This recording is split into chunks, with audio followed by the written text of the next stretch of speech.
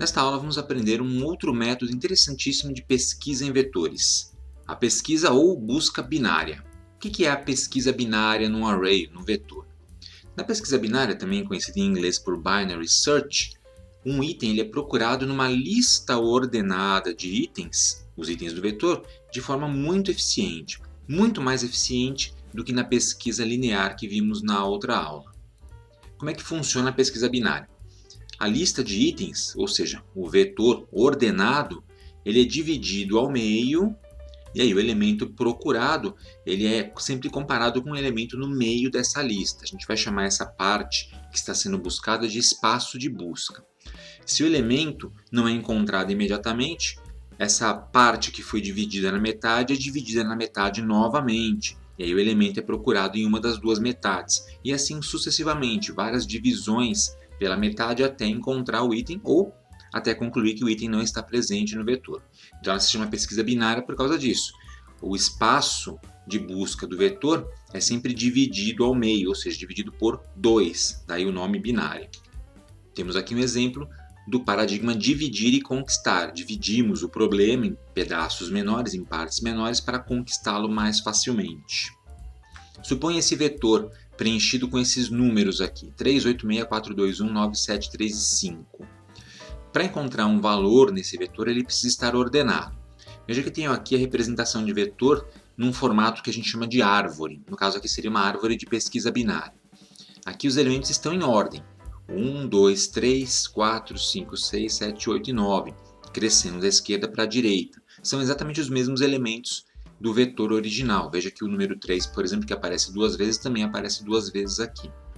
Para encontrar um elemento aqui, basta ir dividindo o vetor em metades e procurando o elemento naquele local. Por exemplo, quero saber se o número 6 está presente nesse vetor. Eu encontro a parte central do vetor, que nesse caso vai ser o 4.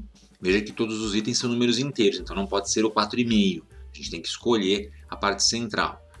E aí eu comparo o valor que eu estou procurando com essa parte. Se for maior do que essa parte, do que esse valor central, eu vou continuar procurando o elemento do lado direito. Se for menor, eu vou procurar do lado esquerdo. Então 6 é maior que 4, eu vou para o lado direito e comparo com a parte central dessa outra metade, que no caso vai ser o número 7.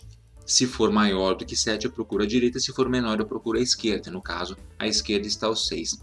Veja que em apenas 1, 2, 3 passos eu cheguei no número. O que pode ser uma grande vantagem em relação a uma pesquisa linear, na qual eu deveria comparar item por item até encontrar o valor ou concluir que ele não está no vetor. O que é importante numa busca binária é que o vetor no qual você vai fazer a busca ele tem que estar ordenado, senão é impossível descobrir o elemento central e separar os itens maiores para um lado e menores para o outro. Então, sempre ordenado. O primeiro passo, ordenar o array. Depois, a gente faz a procura utilizando o algoritmo de busca binária. Suponha então aquele nosso vetor ordenado. Os valores estão todos aqui em suas respectivas posições e eu quero pesquisar o número 7 dentro dele. Como é que eu faço? Eu vou precisar de algumas variáveis auxiliares para poder implementar esse algoritmo de busca binária. Eu vou precisar de variáveis que aqui eu vou chamar de inicial, meio, final e encontrado. As variáveis inicial, meio e final são ponteiros que vão dizer em que parte do vetor que eu estou. O que eu estou olhando no momento. Já a variável encontrada é uma variável do tipo flag, sinalizadora, que vai me dizer se eu encontrei ou não o valor. Por isso ela vai ser uma variável do tipo lógico. E ela vai começar como falso, porque eu não encontrei nada ainda. Então suponha que eu queira pesquisar o número 7. A variável inicial é a posição inicial do vetor, no caso a posição 0, seria onde está esse número 1 aqui.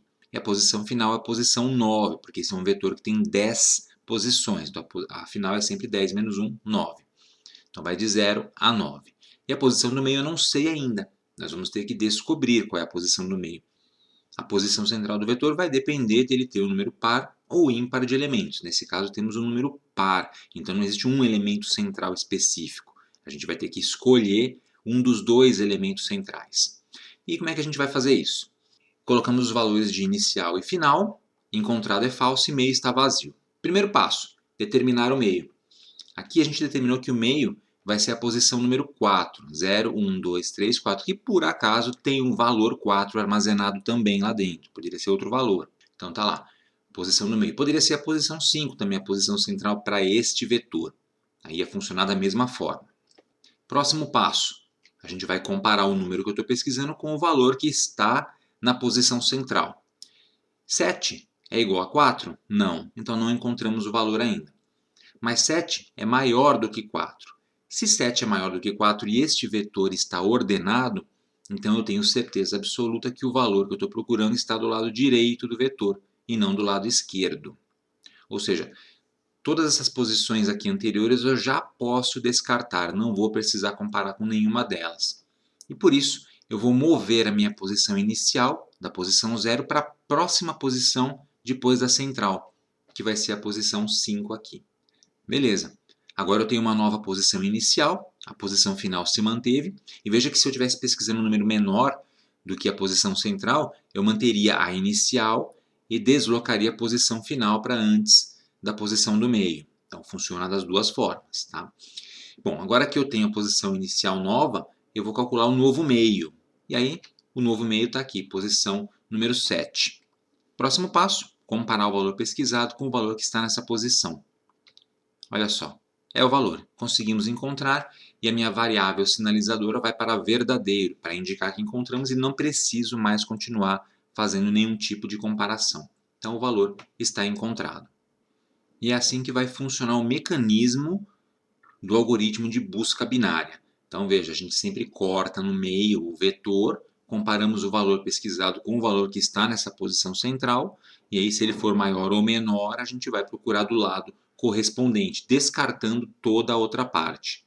Por isso binário, então a gente sempre descarta aproximadamente metade do vetor. Por isso que ele é muito mais rápido. E o quão mais rápido ele pode ser? Bom, numa pesquisa linear, a gente pode ter que comparar até n itens, sendo n o tamanho do vetor. Ou seja, se eu tiver um vetor de 10 posições, talvez eu tenha que comparar as 10 para encontrar o item se ele estiver no final.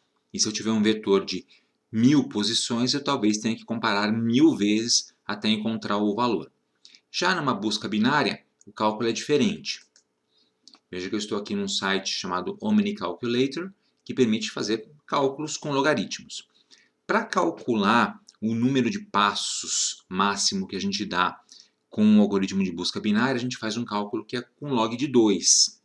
Então, por exemplo, se eu tiver um vetor de 10 posições, eu vou colocar o valor 10 aqui como x, ele vai me dizer que o log de x na base 2 é 3,322. O que significa isso?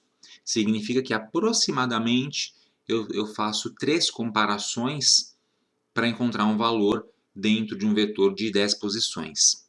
Já é mais rápido do que a busca linear no geral. Isso significa que 2 elevado a 3,322 é igual a 10. Então 2 elevado a x igual a 10. Qual é esse x? É o número de comparações, o número de passos que a gente precisa executar para encontrar um valor aqui com um algoritmo binário. Vamos supor que eu tenho um vetor de 1000 posições, olha só. Com apenas 9,9 passos ou comparações, a gente consegue encontrar o valor lá dentro. Se fosse uma pesquisa linear, eu correria o risco de ter que comparar até 1000 vezes, dependendo da posição do valor. Ou, se o valor não estiver lá, comparar as 1000 vezes e não achar nada.